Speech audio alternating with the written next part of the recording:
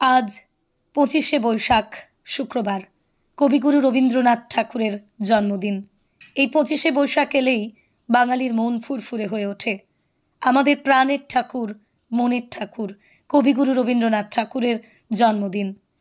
আজ 25শে বৈশাখে চিরাচরিত প্রথা ও রীতি মেনে শান্তিনিকেতনের বিশ্বভারতী বিশ্ববিদ্যালয়ে মহা সমারোহে পালন করা হলো কবিগুরু রবীন্দ্রনাথ ঠাকুরের জন্মবার্ষিকী।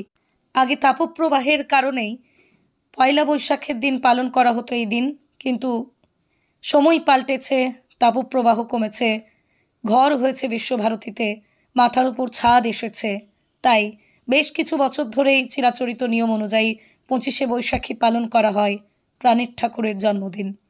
তাই এদিন সেই চিত্রই দেখা গেল বিশ্বভারতীর পরতে পরতে।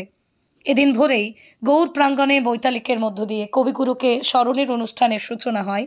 পরবর্তীতে রবীন্দ্র ভবনে কবিকণ্ঠ, তারপরে শান্তিনিকেতনের উপাসনা গৃহে বৈদিক মন্ত্র উচ্চারণ ও রবীন্দ্রসঙ্গীতের মধ্য দিয়ে কবিগুরুর প্রতি শ্রদ্ধা জানানো হয়।